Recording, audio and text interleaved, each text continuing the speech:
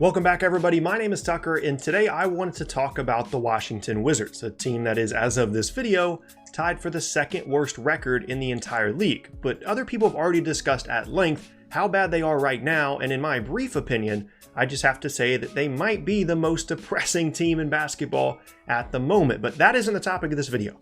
Instead, I'm going to be taking a look at how they got to this point and what they can do to try and fix it. How can the Washington Wizards turn this absolute dumpster fire of a start to the season into something resembling hope for their fan base, either in the present or in the future? Let's begin, as always, by looking at the roster and payroll, and I don't have any kinder way to describe it than just not good. It's an absolute mess of a salary sheet. They have the 6th highest payroll in the entire league and are well over the luxury tax, and as of their current roster construction, they won't be under the cap until 2020 and don't have any significant cap space until 2021. The biggest reasons for this are their big three trio of John Wall, Bradley Beal, and Otto Porter Jr. that I'll continue to come back to throughout this video. Porter has the highest salary of the three, followed by Beal, followed by Wall, and then the absolute albatross of a contract that is Ian Mahinmi's nearly $16 million a year. At first glance, the big three's contracts might not seem completely awful. Porter making the most isn't ideal, but he's still young. Beal might be the best player of the three of them and is locked in long-term on a relatively fair contract, and Wall making less than $20 million a year this season could be seen as a bit of a steal. The problem is Wall's Supermax contract kicks in next year and he becomes one of the highest paid players in the entire league and goes on to make over $40 million a year through 2023. So when you add in Porter and Beal's salaries, there's just no cap flexibility until at least 2020 when Mahinmi's deal expires, if they can make it that long without tearing each other apart. The real problem that got them into all this is they just doubled down on this group largely as a result of timing. 2 seasons ago in Scott Brooks' first season in Washington, who, trust me, I'm going to talk about in a moment, the Wizards won 49 games, their most since the late 70s, and arguably should have ended up in the 2017 Eastern Conference Finals. They lost to the Celtics in the conference semifinals in 7 games in a series in which they won all of their home games, lost Game 2 on the road in overtime, and lost Game 7 on the road in the infamous Kelly Olynyk game that year. So then they go into the summer of 2017 and my very own Brooklyn Nets throw a huge offer sheet at Otto Porter in restricted free agency, and they match that. Wall is coming off by far his best season as a pro, one of the few guys to ever average 23 and 10 in one season in the history of the league, and he made 3rd team All-NBA, which qualified him for a Supermax contract, and of course they're going to bring him back, and they had just re-signed Beal to his big contract the summer before. So before they knew it, they're spending $70 million on those 3 guys, and even more than that once Wall's Supermax kicks in. And you also have to understand that the Wizards haven't won 50 games in a season in nearly 40 years, and they nearly and arguably should have made the conference finals with a pretty young core and look like they might have been on the verge of contending in the East for the next 4 to 5 years. So even in hindsight, you can kind of forgive them for going all in on this group when they did, considering how difficult it's been for them to put together a promising team over the years. And then, seemingly as soon as things started to look up for the Wizards, a lot of things began to fall apart. Wall played less than 50 games last year, and the team went through this whole everybody eats fiasco when they began to play very well in Wall's absence, apparently as a result of sharing the ball more, although in the end that wasn't sustainable and they began to play much worse without Wall in the lineup. Then you have the seemingly always adversarial relationship between Wall and Beal in the backcourt, although you could argue that's been blown out of proportion a bit.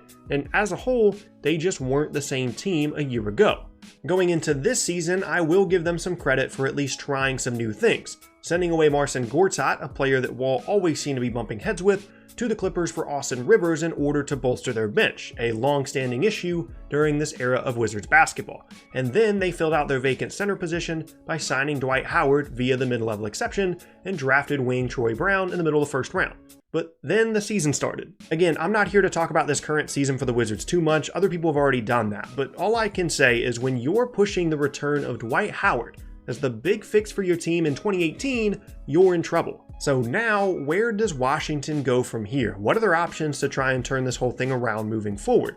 Well, first of all, in my opinion, and this is not an uncommon one, I don't understand why Scott Brooks is still the coach. I get that he did a great job in his first season, but since then things have gone downhill and the team has simply been awful to start this season. On paper, this Wizards team is on a similar talent level to that of the Portland Trail Blazers, for example, who play in a tougher conference and still consistently outperform the Wizards. I can admit that Wall isn't a great fit for the modern NBA, and maybe the supporting cast isn't as good, but on paper at least, there's no reason this team shouldn't be challenging to win 50 games in the East, and right now that's just not happening recently. With that said, let's get to the actual options. First, they could look to trade one or more of their big three. Those are the big pieces that have made this team relevant the past few seasons, but are also a big reason they can't improve much without some big changes. Beal, in my opinion, is the least likely to be moved, despite the fact that he's definitely the best trade piece they have, simply because he's still young, might be the best player of the three of them, and is on the best contract. The number of potential trade partners for him would be significant, but the Wizards' motivation to move him would not be. For Porter and Wall, the issues in trading them are pretty similar. They're both under contract to make an amount of money that they're simply not worth.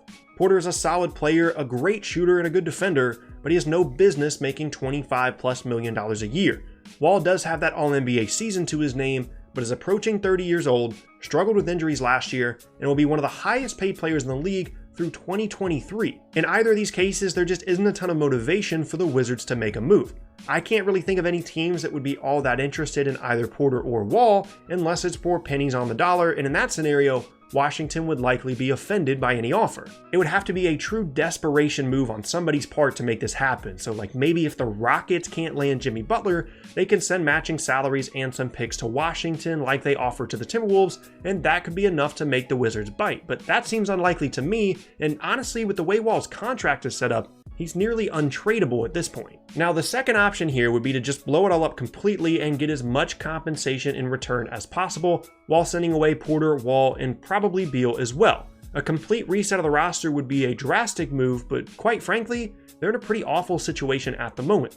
Getting some cap relief and picks for those three would at least get them off on the right foot in a potential rebuild. And the third option is just to keep all of these guys and hope things turn around, with an eye on the summers of 2020 and 2021 as potential big move off seasons when they actually have significant cap space. But the first of many problems with that is they actually only have 5 players currently under contract for next season, those being Porter, Wall, Beal, Howard, and Troy Brown. So unless they continue to sign players to one-year deals for the next few off seasons, they likely won't have as much cap space in those future summers as they're projected to right now. And the second problem is they simply might not be very good. If this 2-8 start proves to not be a fluke, then it'll be awfully difficult to continue to be patient throughout the entire season without making a big change that, as I've said multiple times, isn't as easy to make as you might think, given their contract situation. For me personally, I mean, keeping in mind that this situation is just an absolute mess from a roster construction standpoint, I would first focus my attention on trying to move Porter Jr. in exchange for picks and contracts that expire by 2020. It's difficult to come up with a deal that would work with how things around the league constantly change,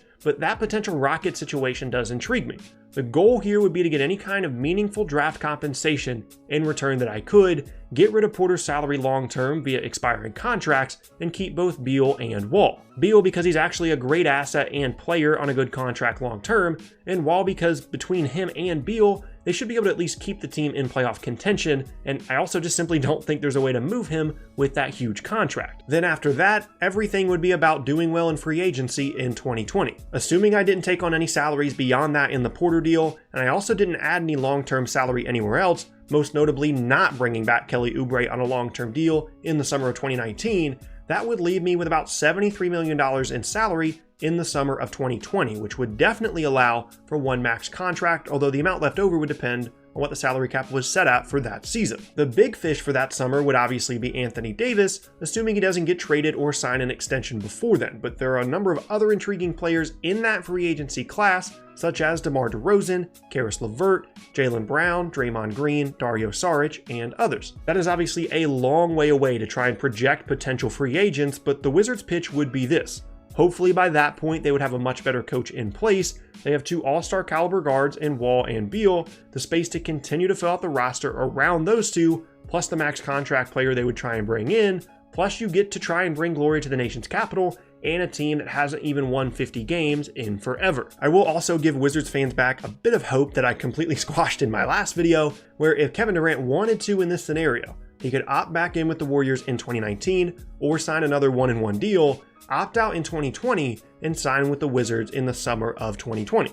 That isn't happening if I'm going to be honest, but it is nice to throw out there and think about for a moment. In the end though, even in that scenario, so many things have to go right for it to work out that I doubt everything would fall into place. That's just kind of the ideal situation I have in my head to turn things around. As it stands right now, the Wizards just aren't in a good spot simply because they peaked and overestimated how good they actually were in the 2017 playoffs and handcuffed themselves for the foreseeable future as a result.